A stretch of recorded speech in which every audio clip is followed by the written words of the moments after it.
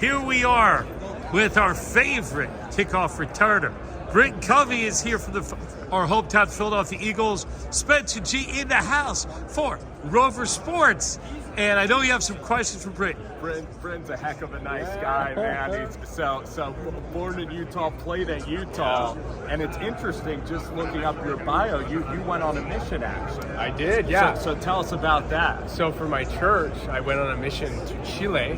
Spent 2 years in Chile, and the best thing I could have done. Seriously, so grounding and perspective changing, and anyways, wonderful. And I actually have had to do like 3 or 4 Spanish interviews because of it. Because and you can do it. You can talk. You can talk in Spanish. Did one with Telemundo just a minute ago, so it's going well. So wow. So did you play for 1 year and then go on the mission? Yeah, played for 1 year, then went on a mission and came back and had to get back in shape and yeah.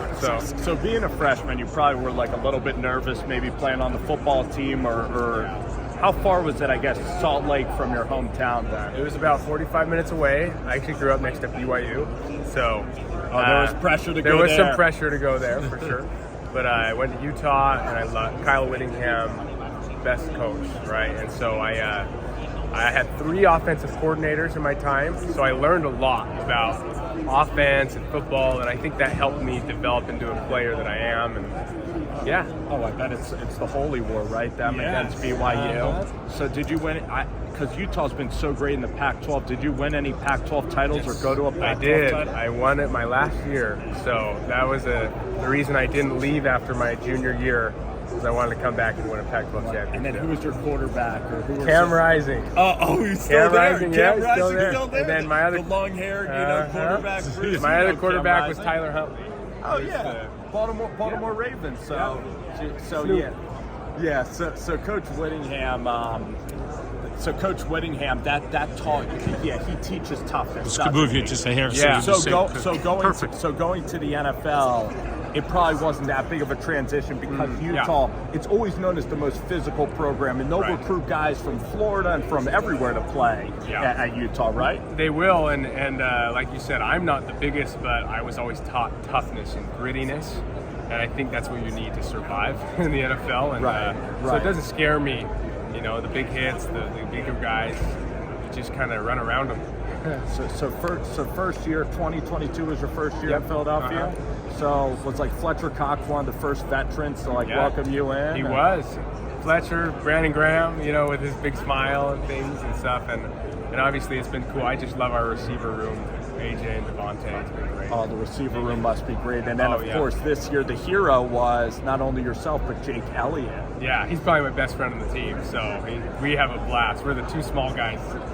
So is Jake. So do you play golf with Jake? All the time. Yeah, he gives me about 2 strokes per side, and then we go and we play some golf. We're going to play some golf in Philly. We belong to a course called Rolling Green in Yeah. Springfield. I heard Good of Rolling stuff. Green. And we'll be playing. The greens are. Oh yeah, we dream to play there. So you guys live I guess South Jersey or something? I'm in the heart of Philly. Yeah, I'm pretty much Center City. He's the everyman. We're Woodwood, so we're Baylight guys. I like it. He's the I like it. You're amongst the people. Yeah, I got to be. So with Jake Elliott, when he's lining up a putt or something, is it tough to get in his head? Because I guess those figures have to be even keeled. Yeah, totally. You can't get in his head.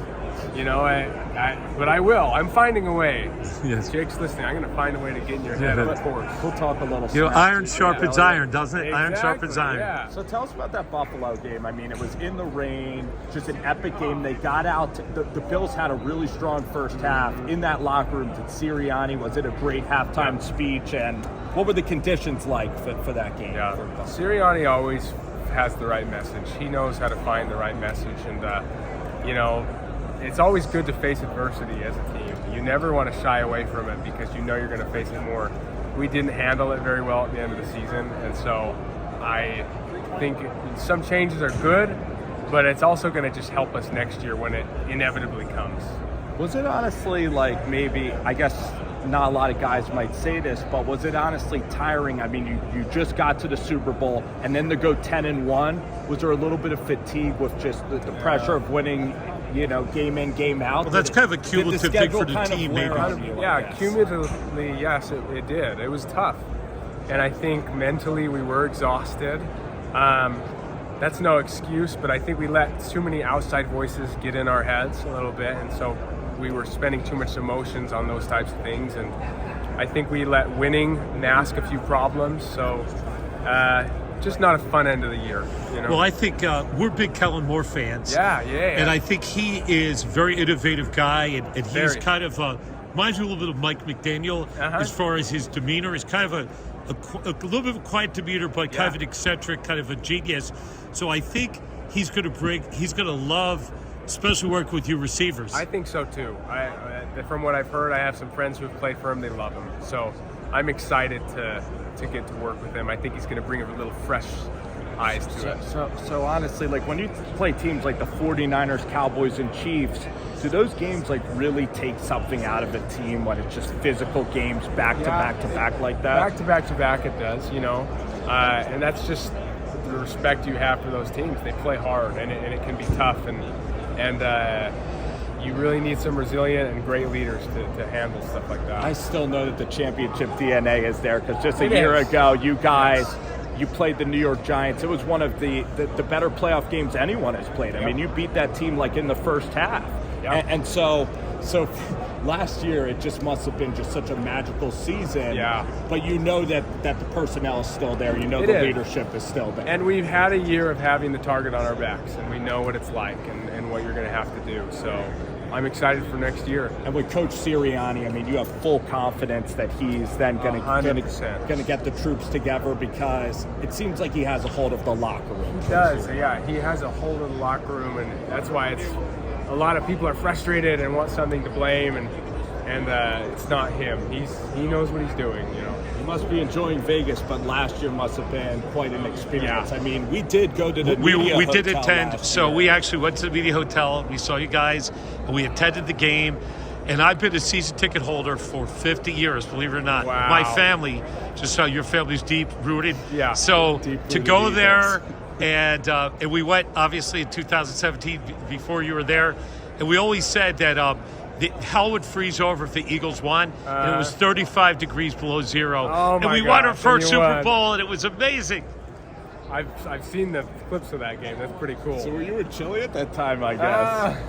Yeah, I was in Chile, and And now you're going to Brazil. 2017. Guess what? You're going to I know, Brazil. I'm excited about I saw it. Jordan. I saw one of your friends, Jordan Mailata, was Yeah. on the plane with us. Nicest guy, and really Oh, yeah. fun. So we had fun with Jordan, and he just found out that he's going to Brazil. I'm pumped. And so we like to do road trips, so we're doing like a week in Brazil. I like it. Is that so cool? So a Friday fun. night game. How cool is a Friday night No, game? I'm pumped. I've got some friends in Brazil too, so I'm excited. So Britain's been great. I want to ask you maybe one final Yeah. question. Being like born in Utah, and Utah, they're like the nicest people. You're one of those people. What is Philadelphia like? What are the people like? I mean, tell us. In Utah, what where Philly's like. sometimes people are really nice, and if they want you to change something, they'll kind of beat around the bush. No, Philly, they'll tell you straight up. So It's a direct place? I enjoy it. It's a direct So you place. were taken aback. You're like, whoa, okay. Exactly. You know, but Tell me what you really think. Exactly. The people in Utah must have been like, oh, Britt, you're kind of impatient today. And I'm or going to ask something, one right? question, because we that's have our funny. dear friend Noah here, and you Yeah. wear the Amorpho gear. Yes, I and do. Noah, why don't you bring the Amorpho gear? This is really cool. And the thing is, it tells us about this is a really cool training device, not only for football players, but for any motion specific activity. Right. So this is a Morpho. This is a weighted vest that is very revolutionary. Here, I'll show you. Because look, you zip it up and then you pull the strings and it form fits to your body.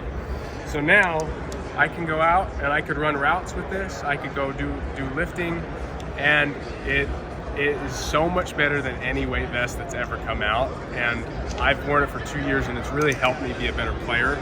And they have these shirts with weights all up and down the shirts.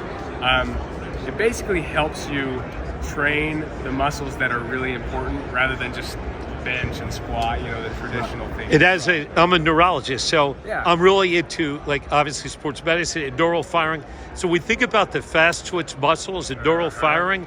You want to get everything, especially in your position. Yep. So this is fast twitch. You're actually educating it. And then that first You gotta, exactly. You got to be So quick. the fact that you're actually stressing those muscles, not only the muscles, but the neurocircuits with them I think that makes it a super cool product. Yeah, no, I love it, and I encourage people to look it up and just try it because you'll want to wear it for every workout. So Bruce, let me ask you this: Now you're interviewing me? if I were He's in overtime now. If I were to stick Britton Covey, if I were to play coverage as a corner, how many vests would he need to wear for me to stay in front of him laterally? 1,000. You know what he would need? Like 10, probably. That's right. He would need like a cement truck for you to catch him. Well, so great. Great to meet you all, and we'll see you back in Philly.